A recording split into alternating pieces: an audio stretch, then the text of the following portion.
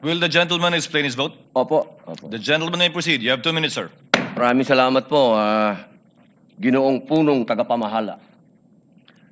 Mga mahal kong kasama, sa loob po ng 4 na taon na ako po ay ibinoto ng ating mga kababayan at nagsilbing senador, ako po ay naging tagapangulo ng komite ng Constitutional Amendments.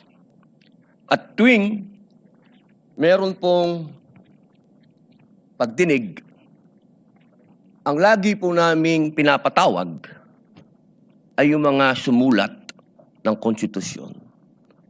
Bilang sila po ang nakakaalam kung ano ang puso, ang diwa ng konstitusyon. Malinaw po na kung meron tayong pakikinggan, yung creator. Hindi po ba? Tayo naman po lahat ay naniniwala sa Panginoong Diyos, kaya tayo po ay naniniwala sa salitang creator, tagapaglikha. At ang lumikha po ng konstitusyon ay itong mga taong nabanggit sa ipinamahagi ng ating mahal na Senadora Cayetano. Malinaw po dito. Nasabi na po sa English ito. Mainam po ay sabihin po natin sa Tagalog upang mas maintindihan po ng ating mga kababayan. Bingi po ako ng tulong sa Google kasi legal terms po ito. Hindi naman po ako nagtapos sa UP, hindi rin po ako nagtapos sa Ateneo, nagtapos po ako ng criminology at UP rin sa University of Prison. Ang sabi po dito, sa Tagalog po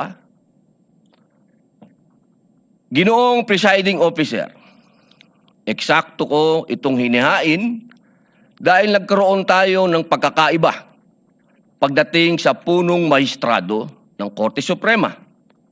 Ngunit sa paglilinaw na iyon, na sa lahat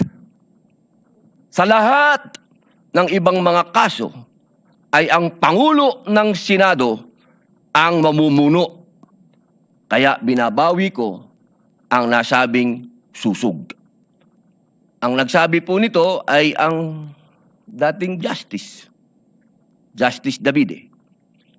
Ngayon, mga mahal kong kasama, at sa ating pong mga taga-subaybay, ang batas po ay precise.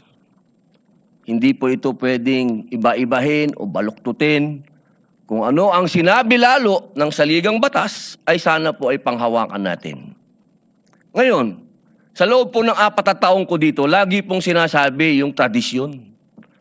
Minsan, yung rules na yan, nawawala yan Ilang beses na ho ako naguluhan dito dahil, teka, sundin natin yung tradisyon kaysa yung rules.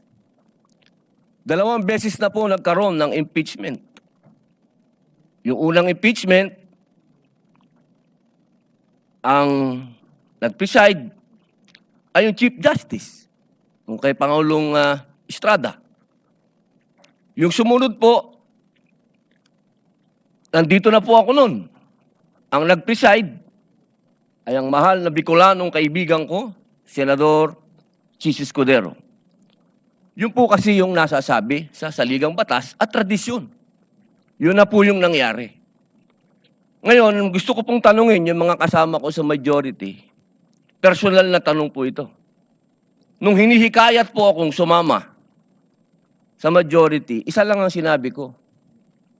Kung si Senator Chis Escudero ang kababayan kong Bicolano ang gagawin yung Senate President, lilipat ako sa inyo. Ang hindi ko maintindihan, bakit ngayon pinipilit natin na ang ating presiding officer si Chis Escudero? Ba't hindi natin siya ginawang Senate President nun?